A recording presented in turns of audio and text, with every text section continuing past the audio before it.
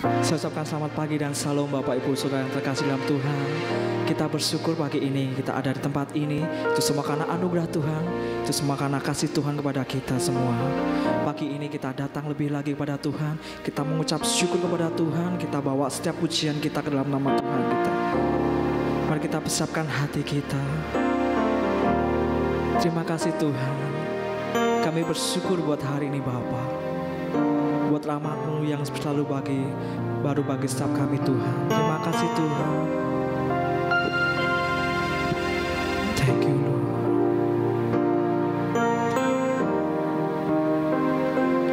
Engkau Tuhan yang selamatkanku. Terima kasih Yesus. Kau Tuhan yang pulihkanku. Terima kasih.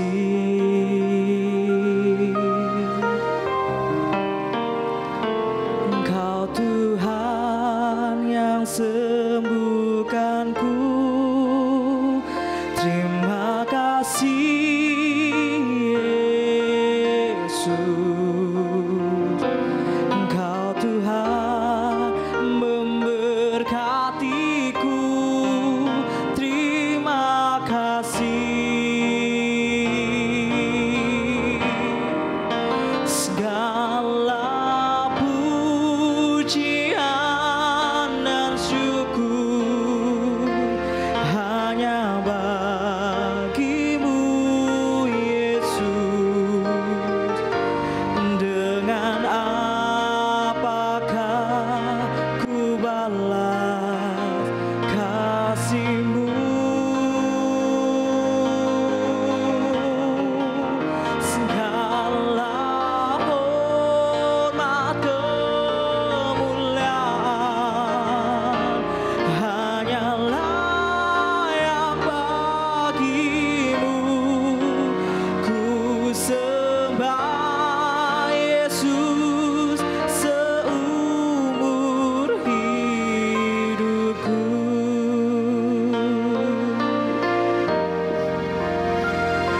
Engkau Tuhan yang selamatkanku. Terima kasih Yesus.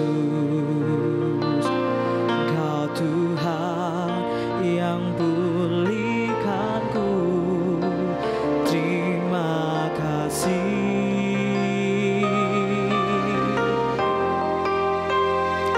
Engkau Tuhan yang sembuhkanku. Terima kasih Yesus. Engkau Tuhan memberkatiku. Terima kasih. Oh, segala pujian dan syukur hanya bagimu Yesus.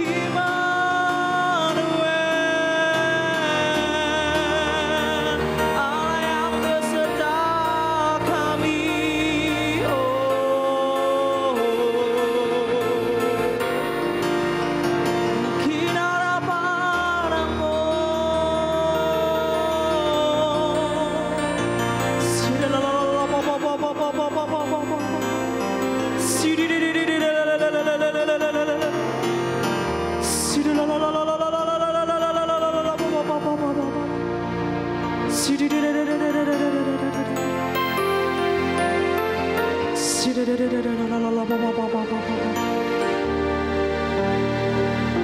kasih Tuhan buat lawatan-Mu Bapa, buat kesempatan pada pagi hari ini Tuhan,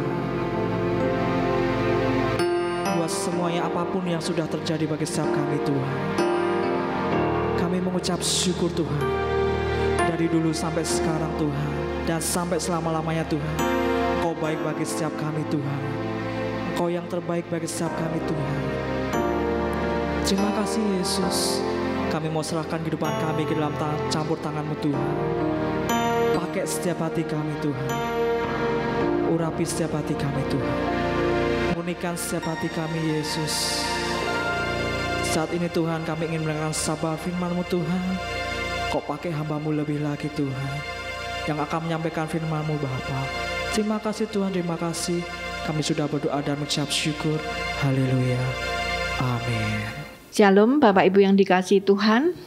Pagi hari ini kita mau mengucap syukur kepada Tuhan karena kasih karunia membuat kita dipercaya untuk menerima Roh Tuhan. Kita semua tahu bahwa Roh Tuhan itu penting bagi kehidupan manusia. Melalui Roh Tuhan, manusia bisa mendapat kehidupan. Seperti pada awal penciptaan manusia, Tuhan menghembuskan roh-Nya, maka kehidupan itu terjadi. Melalui Roh Tuhan, manusia bisa mendapatkan pencerahan, dan melalui Roh Tuhan, manusia bisa mendapatkan satu kekuatan yang luar biasa dari Tuhan. Tetapi pada zaman dahulu, pada zaman Perjanjian Lama, tidak semua orang percaya menerima Roh Tuhan. Hanya orang-orang tertentu yang dipakai oleh Tuhan untuk ambil bagian dalam pekerjaan Tuhan, merekalah yang diurapi dan menerima Roh Tuhan. Contohnya, raja.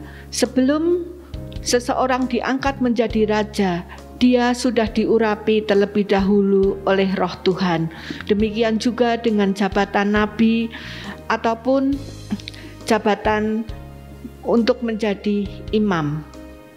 Ketiga jabatan inilah yang diurapi oleh Tuhan supaya mereka bisa menjalankan tugas dan fungsinya sebagai imam, nabi, ataupun raja.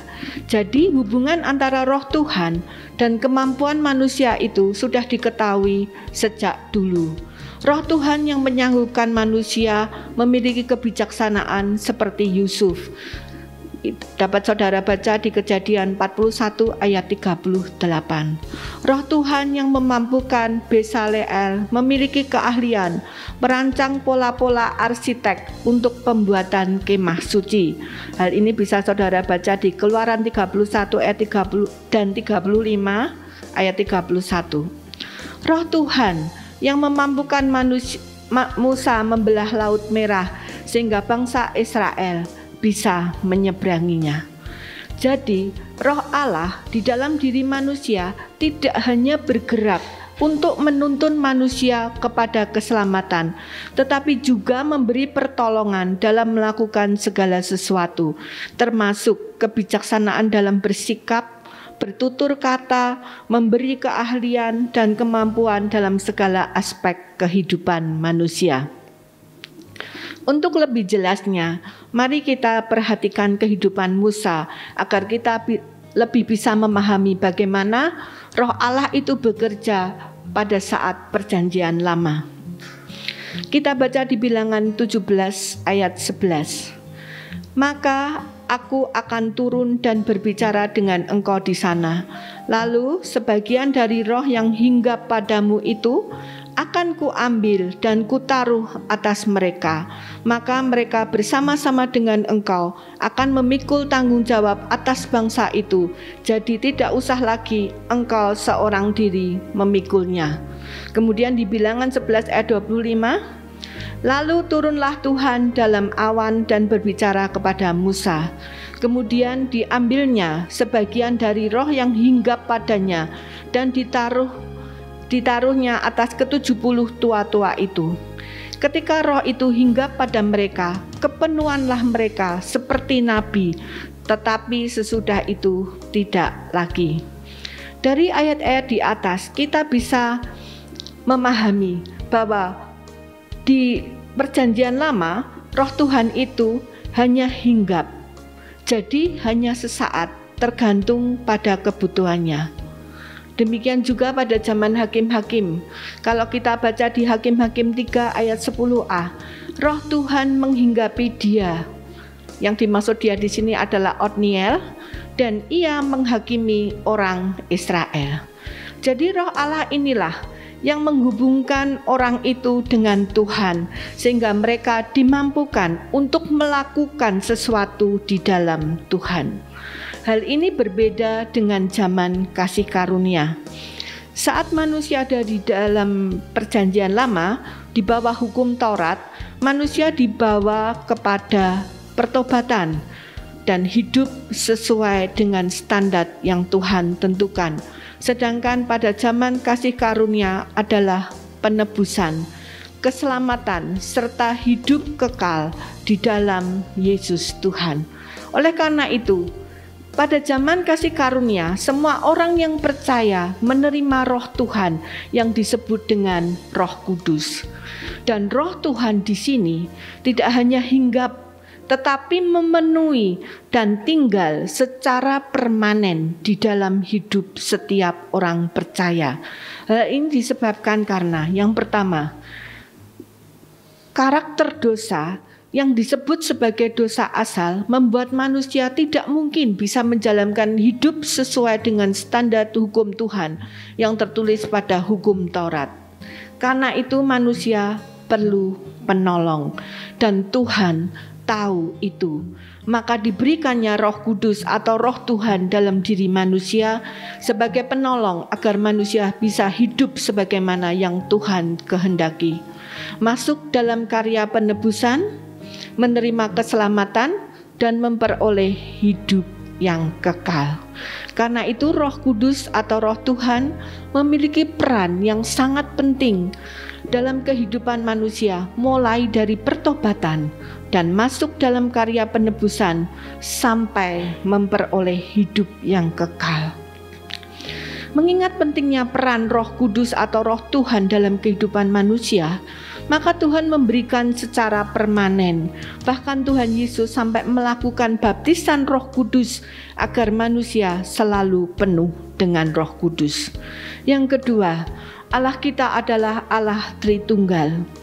Orang-orang yang diselamatkan dalam Perjanjian Baru disebut sebagai tubuh Kristus. Kamu semua adalah tubuh Kristus dan kamu masing-masing adalah anggotanya. 1 Korintus 12 ayat 27. Tinggallah di dalam aku dan aku di dalam kamu. Yohanes 15 ayat 4a. Jika orang-orang percaya adalah tubuh Kristus, maka selama orang percaya ini tinggal di dalam Kristus, maka Roh Kudus terus ada di dalam diri orang itu, karena Yesus dan Roh Kudus adalah satu. Jadi kasih karunia Kristus membuat kita dilayakkan untuk menerima Roh-Nya secara permanen tinggal di dalam hidup kita. Maukah kita menerimanya? Mari kita bersama-sama berdoa. Bapa di surga, kami mengucap syukur kalau Engkau telah memberikan Roh-Mu yang kudus, yaitu Roh Tuhan itu sendiri, tinggal di dalam kehidupan kami. Berkati kami Tuhan, kuatkan kami, supaya kami terus bersinergi dengan Roh-Mu, supaya kami tidak berjalan seorang diri, karena kami tahu Tuhan, bahwa Roh-Mu adalah Roh yang luar biasa, Roh yang akan memberikan kemenangan di dalam hidup kami, Roh yang akan menuntun setiap langkah kehidupan kami, memberikan hikmat, kebijaksanaan, keberhasilan, kemampuan. Oleh karena itu Tuhan, ajarkan kepada setiap kami pada hari ini untuk kami terus bersinergi dengan Roh-Mu. Di dalam nama Tuhan Yesus kami berdoa dan mengucap syukur. Haleluya. Amin.